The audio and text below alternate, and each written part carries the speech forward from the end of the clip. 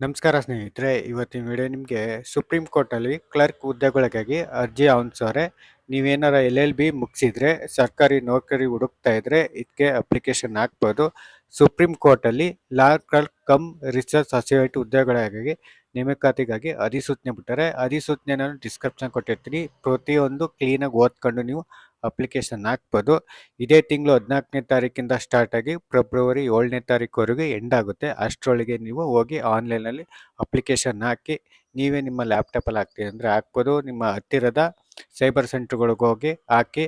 ಒಟ್ಟು ಖಾಲಿ ಇರುವಂಥ ಹುದ್ದೆಗಳು 90 ಹುದ್ದೆಗಳು ಖಾಲಿ ಐತೆ. ಮತ್ತು ಆಸಕ್ತ ಅಭ್ಯರ್ಥಿಗಳು ಜನವರಿ 14ರಿಂದ ಫೆಬ್ರವರಿ 7ನೇ ತಾರೀಕು ಮಧ್ಯರಾತ್ರಿ ಒಳಗೆ ನೀವು ಹಾಕ್ಬೋದು.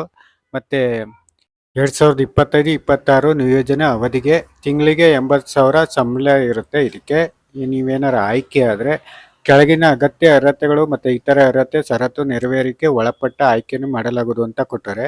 ಮತ್ತು ಲಾ ಕ್ಲರ್ಕ್ ಕಮ್ ರಿಸರ್ಚ್ ಅಸೋಸಿಯೇಟ್ ಆಗಿ ಸಂಪೂರ್ಣವಾಗಿ 1 ವರ್ಷ ಗುತ್ತಿಗೆ ಅದರ ಮೇಲೆ ಇರುತ್ತೆ. ಮತ್ತು ಮುಂದುವರಿಕೆ ಪಡೆಯಲು ಆಯ್ಕೆಯಾದ ಅಭ್ಯರ್ಥಿಗಳು ಇದು ಯಾವುದೇ ಅಕೌಂಟ್ ನೀಡಲಾಗುವುದಿಲ್ಲ ಅಂತ ಕೊಟ್ಟರೆ. ಅಂದರೆ ಮುಂದುವರಿಕೆ ಯಾವುದೇ ಆಯ್ಕೆ ಇರುವುದಿಲ್ಲ.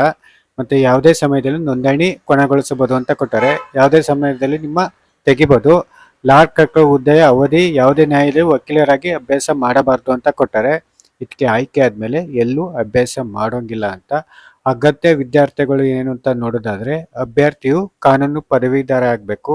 ಕಾನೂನು ಕ್ಲರ್ಕ್ ಆಗಿ ನಿಯೋಜನೆಯನ್ನು ತೆಗೆದುಕೊಳ್ಳುವ ಮೊದಲು ಯಾವುದೇ ಶಾಲಾ ಕಾಲೇಜು ವಿಶ್ವವಿದ್ಯಾಲಯ ಸಂಸ್ಥೆಯಿಂದ ಕಾನೂನಲ್ಲಿ ಬ್ಯಾಚುಲರ್ ಪದವಿ ಹೊಂದಿರಬೇಕು.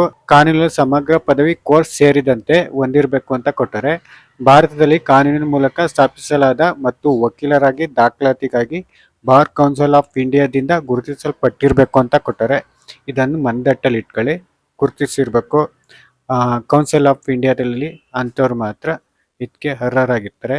ಯಾವುದೇ ಸಿಮ್ನಲ್ಲಿ ಪದವಿ ಪಡೆದ ನಂತರ 5 ವರ್ಷಗಳ ಇಂಟಿಗ್ರೇಟೆಡ್ ಲಾ ಕೋರ್ಸ್ಗಳು, 5ನೇ ವರ್ಷದಲ್ಲಿ ಅಥವಾ 3 ವರ್ಷಗಳ ಕಾನೂನು ಕೋರ್ಸ್ಗಳು, 3ನೇ ವರ್ಷದಲ್ಲಿ ಓದುತ್ತಿರುವ ಅಭ್ಯರ್ಥಿಯು ಸಹ ಅರ್ಜಿ ಸಲ್ಲಿಸಲು ಅರ್ಹರಾಗಿರುತ್ತಾರೆ ಅಂತ ಕೊಟ್ಟರೆ.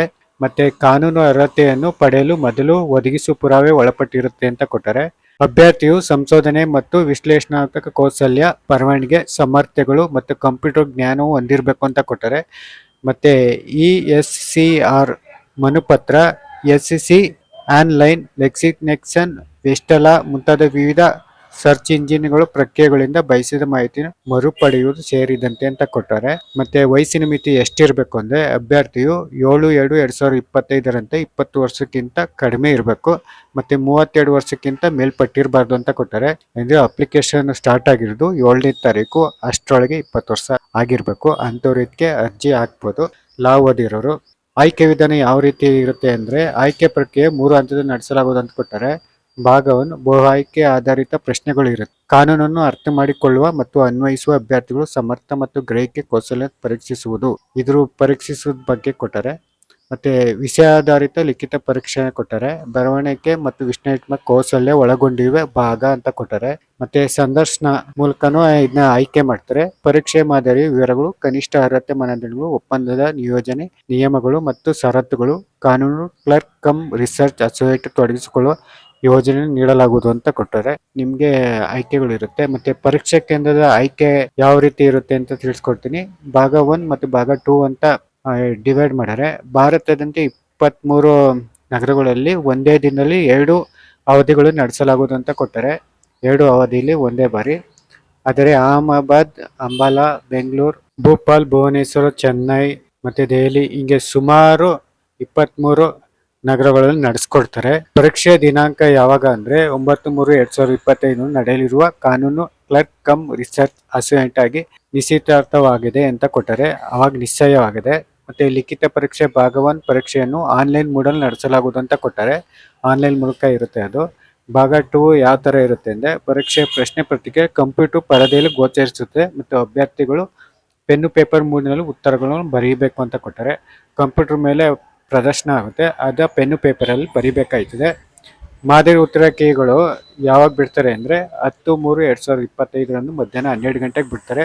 ಆವಾಗ ಪ್ರಶ್ನೆ ಪತ್ರಿಕೆ ತಗೊಂಡು ಓದ್ಕೊಂಡು ನೀವು ಪ್ರಿಪೇರ್ ಆಗ್ಬೋದು. ಮತ್ತು 11/3/2026 ಆನ್ಲೈನ್ ಆಕ್ಷೇಪಣೆ ಆಹ್ವಾನಿಸಲಾಗಿದೆ ಅಂತ ಕೊಟ್ಟರೆ. ನೀವೇನೋ ಆಕ್ಷೇಪಣೆ ಇದ್ದರೆ ಅವಾಗ ಸಲ್ಲಿಸ್ಬೋದು.